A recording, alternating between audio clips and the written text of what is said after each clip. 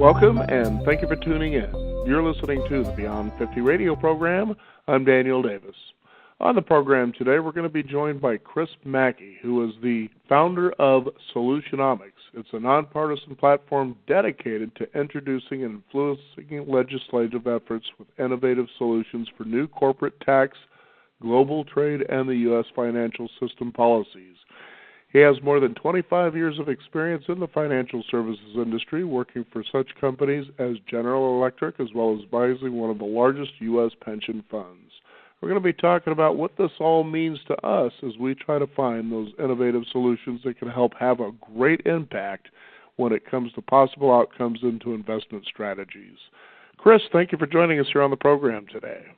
It's my pleasure. Thank you for having me. It's great to be with you and your listeners. Now, let's talk about the basics here. What is it that we should see, especially when it comes to corporate tax structure, and what should change there?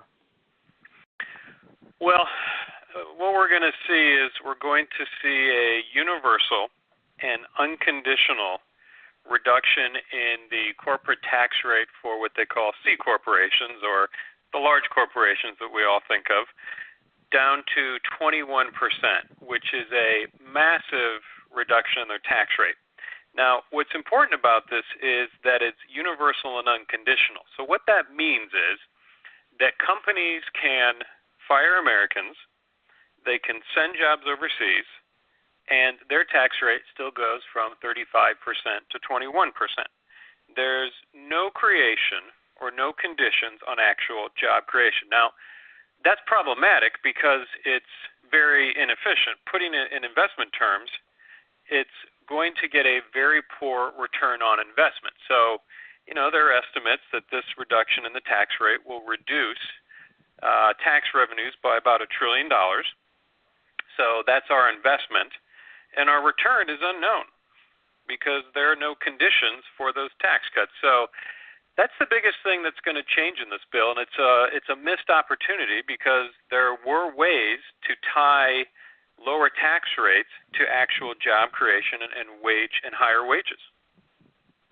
Now, just to let people know, corporate profits after taxes allegedly increased more than 250%, and they also kept their profits. So here they're shipping jobs overseas, they're getting rid of American workers, they're keeping their lion's share, and yet they're expecting us to go out and still buy their goods and participate with their services. How do we change all that? Well, it's unfortunate because you have exactly what you outlined, and you also have companies, generally small businesses, who are working hard every day. They're hiring our fellow Americans. They are trying to deal with the challenges of dealing with bigger companies. And, we've done nothing for them. Or I shouldn't say nothing. We haven't done as much for them as we could have, and instead we just increased the cash of the companies that, like you said, are shipping the jobs overseas, already have a lot of cash. So what could we do to change this? Well, there are a few different things. One, we could have started off with this very simple idea, which is, look, in order to get a tax cut, companies need to increase employment. If a company increases the number of Americans that it's employing, its tax rate will go down. If it doesn't, then it won't. It's just that simple. Next, what you do is you look and you say, okay, let's look at the percentage increase in employees. And this is very important for small business owners because if I'm a small business owner and I've got, let's say 2 employees and I increase it to 4 employees, that's only 2 additional employees, but I've doubled my workforce. Now, if I'm a large company and I hire 2 employees, but I've got 1 million people on staff, that's very, very small. So if you tie the tax cuts to the percentage increase in number of employees, then that would help the small business owners who need it very much. So the first thing is tie the corporate tax rates to actual job creation. Second, tie corporate tax rates to wage levels and wage increases. So, for example, Costco pays more to its clerks than Sam's Club does. So, under the Solutionomics plan, Costco would get a larger reduction in their tax rate than Sam's Club, which would not get a reduction because they're actually paying less than its top firm. And if Costco, or let's say Sam's Club, increases its wages next year, then they would get a reduction in their tax rate. So then you're directly tying tax cuts to actual wage levels and wage increases. There's a third thing that you can do. So health insurance is something that's critical to Americans. It's critical to them both for their health and safety, but also from an economic standpoint. And if a company is providing health insurance to its employees, then in that case, we would reduce their corporate tax rate, whereas if companies are eliminating health insurance or not providing it, we wouldn't lower their tax rate. Because the more companies that provide health insurance, the less of a burden it is on the taxpayer. There's a fourth thing that we can do as well, and that is tie corporate tax rates or make reductions in the corporate tax rate conditional on the percentage of employees based in the U.S. So if we have two companies, and let's say company A has 50% of its employees in the U.S. and 50% outside the U.S., and company B has 100% of its employees in the U.S., under the Solutionomics plan, company B, or the company with 100% of its employees in the U.S., would get a tax reduction, while company A, which has half of its employees outside the U.S., would not get a tax reduction. That's a very concrete way to increase hiring and economic activity in the U.S. So what all this does is it ties reductions in corporate tax rates directly to what everybody says we're trying to do and what we want, which is more jobs and higher wages. What they've done, unfortunately, is they've taken a universal and unconditional approach and said, everyone gets tax cuts. Doesn't matter if you hire or fire. Doesn't matter if you increase or decrease wages. Everybody gets a tax cut. From an investment standpoint, which is my background, that makes no sense, and that's why Solutionomics proposed these ideas that are based on return on investment. Now, here's something that needs to be brought into the, I guess, call it the forefront of this conversation, and that's, of course, our President-elect Donald Trump. You know, HOPE is not a corporate tax policy. Now, let's talk about what that is. What are we talking about there? Well, what we're talking about there is, that was a piece that I wrote and about the subject of corporate tax policy before, the tax bill was passed, and that was just trying to bring forth the reality that, look, cutting tax rates without any conditions for actual job creation or actual wage growth is just hoping that jobs will be created and the wages go up. Now, that's not a good policy. That's not tax policy. That's not how you legislate, is based on hope. You should be legislating based on performance metrics. You should be legislating based on getting the best return on investment for Americans. And unfortunately, this tax policy is a hope-based tax policy. They cut the corporate tax rate, and they're going to sit back, and they're going to hope that jobs are created. And, we find out that Senator Orrin Hatch, he's not even going to stick around to see if anything needs to be changed in the bill to see if it actually works. He's retiring. Who knows who he's going to go work for and get paid by. There are some people who think that Speaker Paul Ryan's also retiring. So we're left with what they've done and the hope that jobs will be created and the wages will increase, but no certainty of that whatsoever. So that's what I mean by hope-based tax policy, and hope is not a tax policy. So now when it comes to this solution here, then, as you're saying, to create jobs means you get the opportunity to reduce tax rates, but what about the employees themselves? To give you an example, let's say somebody's out there, they're at work, and they're getting their 40 hours a week. Well, then it gets to a point where they're working some overtime. Now, I had this experience myself back in the 1980s where I actually worked 10 hours of overtime, and I found, okay, this was kind of worth my time. By the time I got to 12 and 15 and 20 hours of overtime in a week, I just got assassinated with taxes. I mean, it was almost like here I'm giving all this time, my personal time was just being, of course, infringed on, whatever you want to call it. But the fact was, most of that money went to paying the government. Well, that's a situation where that would need to be corrected as well, because what you want to do is you want to encourage productivity. You want to encourage hard work, and you not just encourage it, but you want to reward it. Mm-hmm. And so that would be something that would need to be rectified as well, because if you're going out there and you're making the extra effort to put in the extra hours to basically produce more for the U.S. economy, then that's something that should be rewarded. And that's another situation where it's a missed opportunity, that they really could have had some opportunity. They had some opportunities where they could have dug into the math, and they could have made sure that didn't happen. But instead, they seem to have been focusing more on the corporate tax cuts and reducing the top corporate tax rate for individuals, rather than looking down the scale, where it would have had the greatest impact, because in general, the employee who makes less will spend more of what they make than the individual who makes a lot more. And the reason is because if you're making less, you just don't have as much disposable income. You have to pay for your utilities, and you have to pay for your medicines and everything else. So there's another missed opportunity that in the future would be good to fix, which is, let's make sure that the people who are making less get a benefit from this tax bill, because they're the ones who are going to spend more of that benefit that they're getting, which is good for the overall economy. Mm-hmm.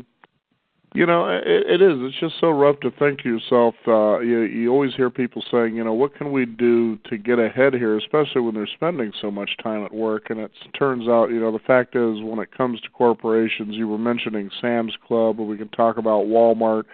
Certainly the services industry, like in hospitality, they tend to say, well, come work for us, but you can't have any benefits unless you have, at least 30 plus more hours, a week, when it comes to work and getting benefits such as health, insurance, things like that.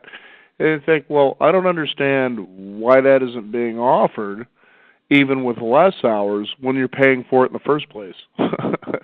That's a crazy thing that doesn't make sense as well. So, well, let me just say one thing. Every example that we give, or that you just gave, for listeners, it can become discouraging and become overwhelming. But I look at it from a different perspective, which is that's an opportunity for improvement. So that doesn't make me sit back and say, oh, this is so bad and there's nothing we do. It makes me say, okay, good. There's something we can improve. So let's talk about that for a second.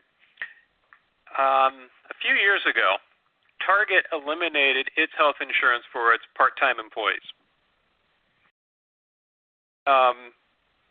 Costco actually maintained its health insurance. Now, some said, "Oh, that's so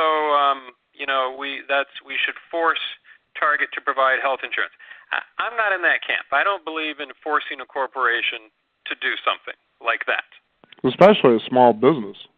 Well, especially a small business. Now, what I am in favor of is, again, the concept of return on investment. Because all I'm doing is I'm just taking my 25 years of experience in the world of economics and investment, implying the concept of return on investment. So I say, okay, let's say to the Targets of the world, you can get rid of your health insurance, but that's going to impact your tax rate.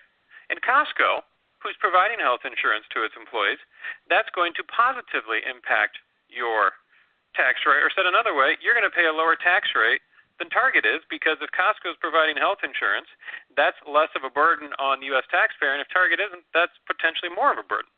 So again, it's just all about return on investment. So there's a much, I guess I would just say, a more efficient and effective way to approach this. No doubt about that. It seems. Now, let's go ahead and bring in an example of Starbucks. What are your thoughts about the way they do things? Well, Starbucks is not a company that I've studied as deeply as I have some other retailers. Mm-hmm. So I'll just say, and this is something about me you learn, that if I'm not the expert in that subject, I will just let you know that. But what I would say again is if they're increasing employment, if they're providing health insurance, then in that case, that should be taken into account in their corporate tax rate. Right, yeah, because I remember watching the CEO one time as he was being interviewed about what he provides for his employees. He says, look, we provide just slightly above minimum wage. Okay, fair enough. Okay, it is an entry-level position without, it's not a highly skilled position, so to speak. He says, but what we also provide is we do try to provide health insurance that's reasonably low cost for our employees to have regardless of what, how many hours a week they're working. It's made available. Well, obviously, it's not going to be easy if you're working 10 hours a week, but certainly an incentive to work a little bit more so you can afford to have that in your life. That form of security is made available. The other thing he also provides to his employees is the opportunity for education reimbursement, especially if it's related to growing within the company. So, you're taking business classes, things like that. So you see that what he's doing is he's taking a lot of the profits that Starbucks makes. Obviously, he's building more Starbucks. That means more people are out there working. And then he's also providing incentives for people to be at work and to also grow and develop themselves, you see. And so I looked at that structure and I thought, well, okay, sure, he isn't. You're not going to go into Starbucks in an entry-level position and make a bankroll, for instance, but certainly you're being given an open door to grow and develop, and you can see how that goes hand in hand with what you're talking about here rather than the company says, and I'll give you a good example of what I mean here. Google is a company that provides what they call an AdSense incentive program for you to be a content creator. There's a lot of frustration with this company, especially over the last 5 years, and I've even seen this myself with participating in this, where you provide content, and then there's the AdSense program that allows them to line up advertisers on your page, whether it's a website or a YouTube channel, and you get revenue from this. Now, that's a great win-win situation. But just typical of what it seems to be, especially with I'll just say some American companies, is now that they're getting all this activity, they've decided, well, we're going to go ahead and start pulling back and taking the extreme lion's share, of the kind of money we're bringing in. But yet it was all these people that created all this in the first place, you see. And you see that with corporations, it's the same thing. Well, the first thing they say to increase their profits is, well, let's get rid of all the people that have actually helped create this in the first place. Well, and the reality is that you need both. You need the business owners and you need the employees who make the business run on a daily basis. And to your question about Starbucks, for companies that are providing support for education, for companies that are providing the opportunities for reasonably priced health care, it's unfortunate because Starbucks can be competing against companies, or not competing against companies, but there are other companies out there who may be ending their health care, they may be firing Americans, they may be taking away incentives that they had for people to go to school. And do you know, their tax rate's going to be reduced to 21%, just like it is for Starbucks. Now, this isn't rocket science to understand that just doesn't make sense. This is just common sense. And if you've got one company that is, again, providing health insurance at a reasonable cost and is providing incentives to go to school, and another company isn't, or they're even taking them away, seems pretty clear and pretty obvious that the company that's providing those things should pay a lower tax rate, and the company that isn't shouldn't. That's just not a good use of taxpayer dollars, and that's the other thing that's important here. Congress is the steward. They are the steward of our taxpayer dollars. And what they just said was they said, we're going to take your potential taxpayer revenue and we're going to reduce it for everybody. No conditions. And we're doing that on your behalf. Now, in my mind, that's not good stewardship. That's not bad management. And we can do a whole lot better, and that's what Solutionomics is about, are the specific ways of doing that. Now, as the listeners hear this today, what should they do? What steps should they do moving forward to be sure that this goes that direction? Well, the first thing is find out who your House of Representatives member is in Congress. Find out who's representing you, and call their office and or look online and find out, did they vote for the tax bill? And generally, it's pretty simple. If you have if you have a Republican member of Congress, they voted for the tax bill. If it's a Democrat, they didn't vote for it. Now, there are a few exceptions, but that generally is the easiest way to do that. And so then what you do is you vote, because we got a 2018 midterm election. And if you believe that giving tax cuts to all corporations, even those firing Americans and sending jobs overseas, is not a good thing and is not what you want, and your representative in Congress or your senator from your state voted for it, then you can vote, and you can express that discontent by voting them out. That's the most powerful thing that you can do. The other thing that you can do is you can follow Solutionomics on the handle @Solutionomics, and that's spelled SOLUTIONOMICS, so it's just solution and then omics, and tweet and retweet these ideas from Solutionomics. You can go to the Solutionomics Facebook page and share it with your friends, because part of why I so appreciate being on your program is getting these ideas out there, because that's the first step, is just awareness. Awareness that there are other ways to do this. We don't have just one option. There's something better out there. And so that awareness happens by being on your program and by listeners on your program sharing those ideas with their friends and family and colleagues to get those ideas, which creates a groundswell, and all of a sudden Congress says, hey, we got to listen to these ideas. And then the first way that you actually indicate that you're not a fan of giving tax cuts to companies, regardless of whether or not they're firing Americans, is through your vote. And if you're a member of Congress or you're a U.S. Senator from your state voted for the bill, you have your opportunity to express your discontent.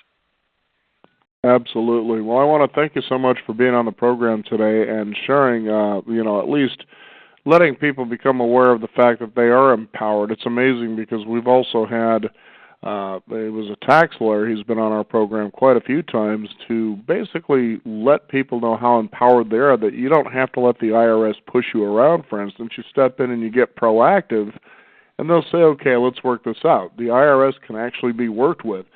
This is no different. You've got to be proactive. You've got to step in, and you can't just be pointing at the problem and waiting for somebody else to come up with a solution. You have to get proactive about this. But I think sometimes people don't, because they don't realize where to get started.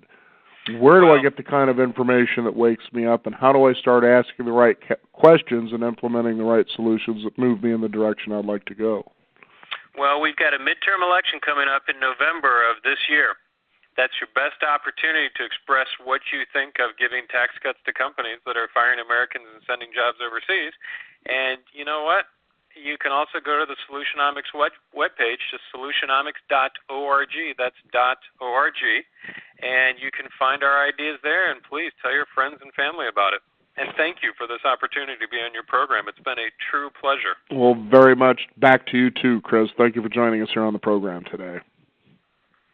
We want to thank you, the listeners out there, for joining us. Again, get proactive and get these solutions in the door, so that way we can change the way things are and be a lot more satisfied that we've actually done something about it.